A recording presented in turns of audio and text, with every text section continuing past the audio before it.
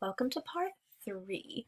So we have gotten some ideas written down in a notebook about good writing, and trying to describe that a little bit, and then also kind of going through an example that sort of complicates some of the standard like assumptions about like here are the things that make something good.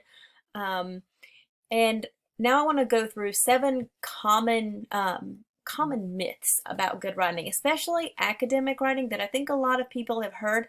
Some of them you might notice we're kind of moving away from a little. Um, but some of them you might still have some experience with or have heard before. I find that different people have heard different ones, but these are 7 of the most common, and I'm going to go through a little bit of my experience with each of these, and then you're going to take your own experiences with some of these to a Padlet on Canvas. Um, so in your notebook, I'm going to be going through 7 of these common myths. So what I want you to do is maybe just to, as I'm talking, just kind of make some notes about at least 2 that stand out to you, and why, like what your experience is. And then you're going to, when this video is over, you're going to take that to the Padlet. And you're going to just either write a short post or make a short video that kind of goes through the things that stood out to you in your experience and reply to other people. So myth number 1 is the paint by numbers myth. You might not remember paint by numbers because you're a little older now, but when you were little, you painted those pictures that they were all sort of blocked off, and if you painted the 1's pink and the 2's blue and the 3's green, you did everything like you were supposed to. The picture just sort of filled in really nice because someone had already just drawn all the lines where they needed to be. So all you had to do was fill in the blanks in the right places, and the picture was beautiful, and you didn't have to work very hard.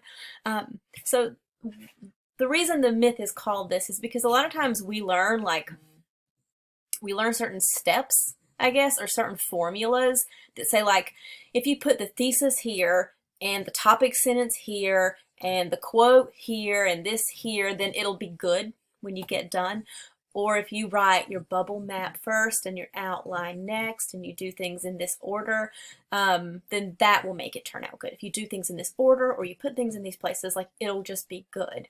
And the problem is that isn't always the case. One of the things we'll talk a lot about is that everybody's like processes and habits with writing can differ a lot. So not every method or every way of doing things works for everybody.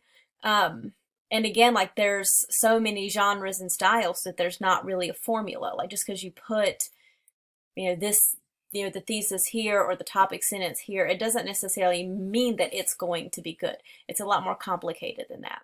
And that's one of the things that makes writing hard is that there is no formula for how you're supposed to do it every time that makes it good.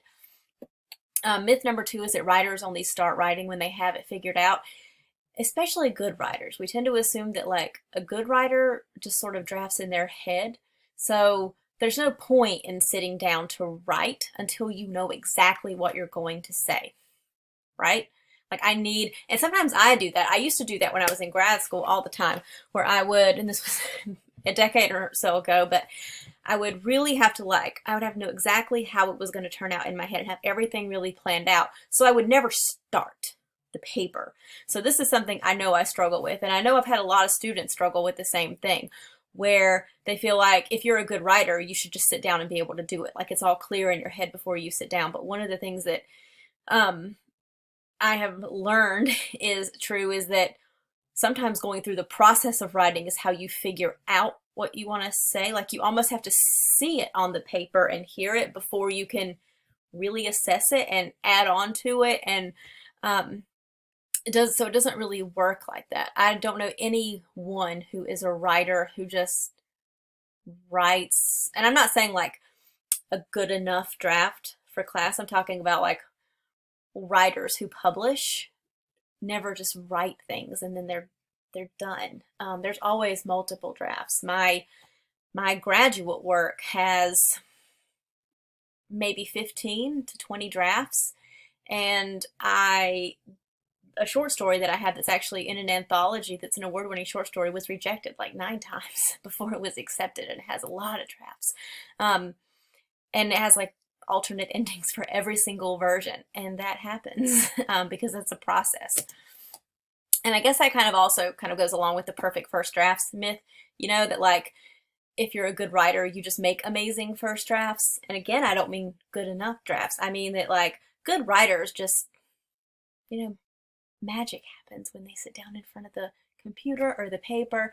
And that's what makes them good writers, the fact that they don't have to try very hard. If you Google writing quotes, you will find that a lot of authors, a lot of their quotes about writing are about how much it sucks and how difficult it is, even for good writers. One of my favorite ones is that, you know, I hate writing, but I love to have written. I love the idea I get at the beginning and the feeling of being done and reading it back and being like, that's it, that's how I wanted it to sound. But the process of getting from A to B is sometimes pretty gut wrenching and horrifying. Myth 4. Some got it, I don't. The genius fallacy. You know, we've all heard like the nature versus nurture thing, and I think too often, I don't know if people really believe, like buy into this wholeheartedly as much as it's an excuse, I guess, that if you don't think you're a good writer, it's a way to like hunker down in that and not try. I feel like you're welcome to disagree with me on that. But I do think that there's something to be said for there being some nature in it and some people just naturally having some strengths and weaknesses. But again, I think that it's more complicated than that. For instance, I think my story that goes along with this is that I was actually never that great at like my grades in reading and writing were always a little bit worse than science and math when I was a lot younger. Like we're talking like early elementary. But I ended up going into writing and things later on because I had to get good at it because when I was a kid, this is my sad, awkward childhood story. I had a speech impediment, and it was really bad. Like I was like in speech therapy for like 10 years.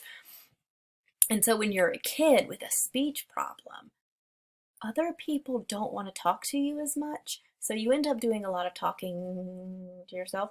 So I did a lot of just walking around alone and telling myself stories and coming up with characters and just being an all-around weird kid, you know? And I was also told that I should either sing or write things that I wanted to say. And you do not want to hear me sing. So I wrote out a lot of the things I was thinking and what I wanted to say. And I think a lot of that just gave me a lot of practice because again, like they weren't my best grades. I've always been a slow reader, still am. And I've always been a little bit stronger at writing than reading anyway. But I think I got into this, I got older, and the more I practiced with it and wrote, the better I got and started to really see that I had developed some skills and maybe had some natural talent for it. But it wasn't something that I just saw like when I was a kid and just like kind of came naturally to me. So I think we forget that like sometimes it's, you know, maybe your family had a preference for a subject and pushed you in a certain direction, or your friends or your school. Maybe the person beside you seems like a better writer because they've had more writing classes or they've learned skills that you haven't learned yet, not necessarily a nature thing. So I guess for this one, I guess the point that I take away from this is that everybody can learn skills. It's not some like yes or no, black and white, like I'm either good at it or I'm not. Because writing is communicating and communicating isn't everything. So it's important to build at least those communication skills that translate into everything. Myth 5 is good grammar is good writing. I know you've heard this because every student or almost every student I've had has said that like a lot of their workshops in the past, if they had them, were mostly about looking for grammar. But I will say this, like grammar matters, but it's one thing of many. It's not a make or break thing. There are lots of things that can make or break a piece. Like if you can't figure out what it's about, it's unconvincing, has terrible evidence, is supposed to be engaging, but it's not, and you couldn't make it all, your audience can't make it all the way through it. The thoughts are disorganized, it rambles. goes off onto tangents, has poor examples. There's all kinds of things that can make or break things. So it isn't just grammar. I think we tend to say like grammar is the backbone and grammar makes you a good writer. But I know lots of good writers that are not strong grammarians. That's why they have editors. Until I had to teach a grammar class in like my early 20s, I had never learned an actual grammar rule. I didn't take a grammar class like since like elementary school. I knew nouns and verbs, and maybe if you asked me what a preposition was, I would have gotten it. But that was about it. But I still had pretty good grammar because I had read and written a lot, and I had a feel for how things should sound and what they should look like. So I could tell you that something was wrong, but not why until I had to teach the class and I had to read the textbook. But again, it's one skill of many, and even in different majors, sometimes grammar is valued differently, and there can even be different grammar rules and changes in grammar rules depending on what field you're in. The 5-paragraph essay.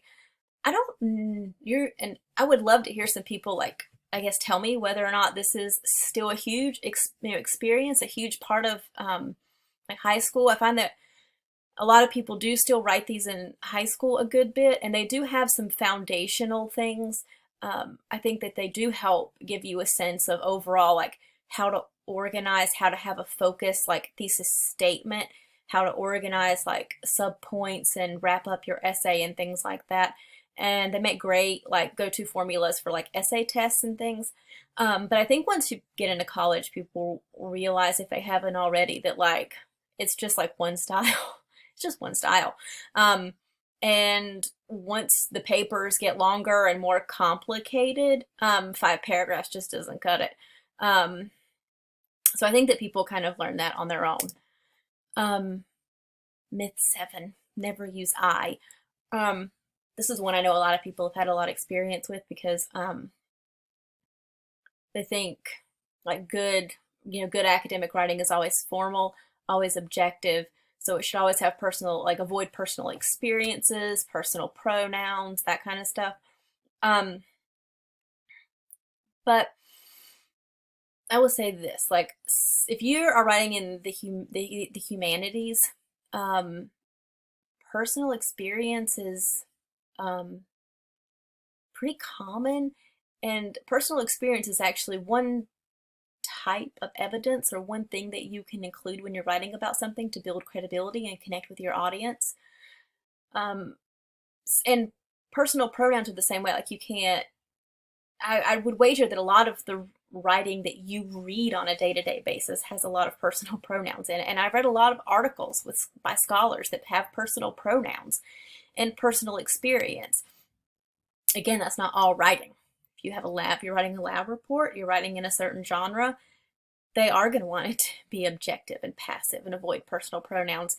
So I think that it's not that you should use I or that you shouldn't use I. It's that you have to pay attention to whether or not it's appropriate and accepted in the genre that you happen to be writing in and the field that you're in, whether or not that's considered okay and whether or not that's even encouraged in the major or the type of writing that you're doing.